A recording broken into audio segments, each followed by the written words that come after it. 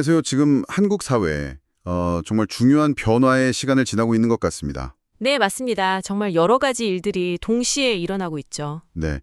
전직 대통령 재구속이라는 정치적인 큰 사건도 있었고요. 또 경제는 좀 불안하고. 근데 또 인공지능 기술은 엄청나게 발전하고 있고.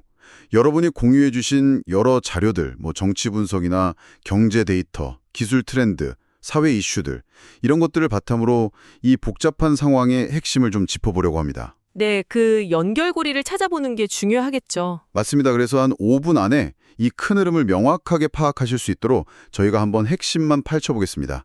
일단 가장 큰 뉴스부터 시작해야겠죠. 윤석열 전 대통령 재구속건입니다. 내란 수교 혐의 뭐 이런 것들로요. 정치권에 그야말로 요동치고 있습니다. 그렇죠. 탄핵 이후에 조기 대선 이야기도 나오고 있고. 네, 그런 가능성도 높아졌고 또 이재명 대표 관련된 재판, 그 공직선거법 위반 사건이 대법원에서 파기환송됐잖아요. 맞아요. 그러면서 정치적인 불확실성이 정말 최고조에 달한 느낌입니다. 네, 이 부분은 보내주신 정치 분석 보고서에서도 상당히 중요한 변수로 다루고 있더라고요. 네, 특히 그 구치소 환경 있지 않습니까?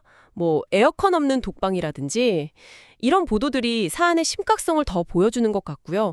동시에 김건희 여사 특검 수사, 이것도 지금 굉장히 중요한 국면이죠. 아, 그렇죠. 그 코바나 콘텐츠 합찬 의혹 관련해서 기업 수사가 확대된다는 소식도 있었고요. 네, 자료를 보면 그 내용이 나오죠.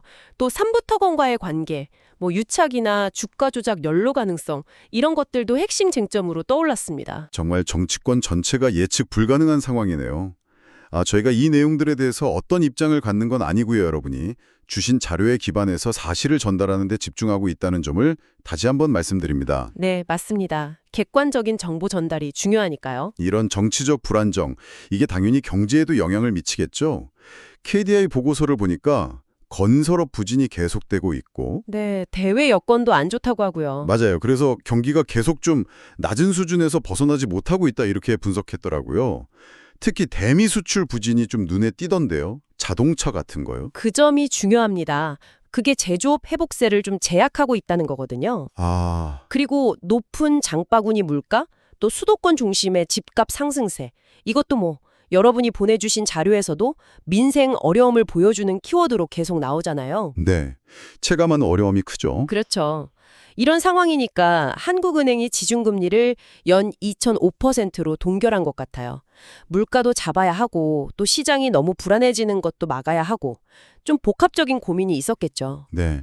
게다가 뭐 글로벌 물류비 상승 우려나 관세 리스크 같은 이런 공급망 불안 요인도 여전히 부담이고요. 맞습니다. 여전히 남아있는 위협이죠. 그런데 참 아이러니하게도 이렇게 좀 불안정한 상황과는 되게 대조적으로 인공지능 분야는 정말 눈부시게 발전하고 있어요. 네, 맞아요. 완전히 다른 세상 이야기 같죠? 특히 제조업 분야에서는 물리적 AI라고 하죠. 실제 환경에서 작업하는 AI. 네네. 이게 스마트 팩토리 구축에 아주 핵심적인 역할을 하고 있습니다.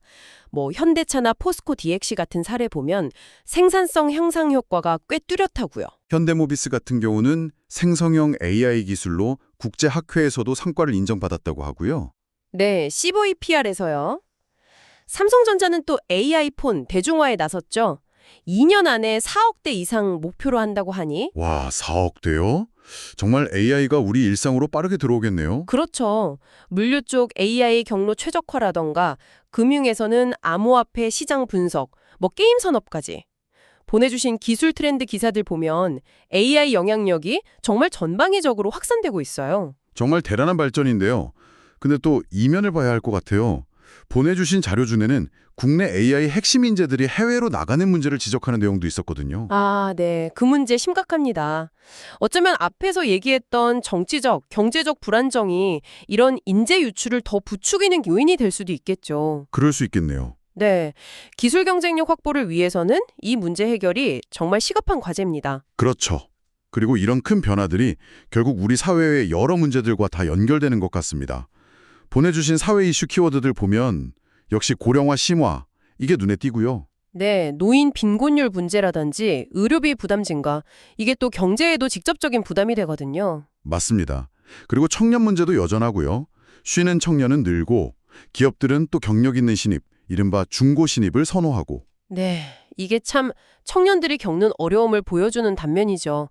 뭐랄까, 빠르게 변화하는 산업 구조, 특히 AI 시대가 요구하는 역량이랑 기존 교육 시스템이 좀 안 맞는 부분도 있을 거고요. 그런 구조적인 문제도 있겠네요. 네. 여기에 기후위기 때문에 폭염이 심해진다거나 하는 환경 문제까지 정말 우리가 풀어야 할 숙제들이 많습니다. 네. 오늘 저희는 정치적 격변, 또 경제적 불안, 그리고 눈부신 기술 발전과 심화되는 사회 문제, 이 네 가지 큰 흐름이 어떻게 얽혀서 지금의 한국 사회를 만들고 있는지 여러분의 자료를 통해 한번 살펴봤습니다. 정말 복잡하고 역동적인 시기입니다. 네, 중요한 건 이 흐름들이 서로 그냥 따로 가는 게 아니라 계속 영향을 주고받는다는 점인 것 같아요. 그렇죠. 정치적 안정이 좀 이루어져야 경제 회복의 발판이 될 수도 있을 거고, 또 기술 혁신이 어떤 사회 문제를 해결하는 실마리를 줄 수도 있겠죠. 반대로 사회 갈등이 깊어지면 경제나 정치 발목을 잡을 수도 있고요. 네, 다 연결되어 있네요. 오늘 분석이 이 시대를 이해하시고 또 각자의 자리에서 길을 찾는데 조금이나마 도움이 되었기를 바랍니다. 네, 그러길 바랍니다. 마지막으로 이런 질문을 한번 던져보고 싶습니다. 이렇게 모든 것이 빠르게 변하고 예측하기 어려운 시대에 개인과 사회가 길을 잃지 않고 나아가려면 가장 필요한 균형 감각은 과연 무엇일까요? 한번 깊이 생각해 보시면 좋겠습니다. 네, 중요한 질문이네요. 오늘 이야기는 여기까지입니다. 감사합니다. 감사합니다.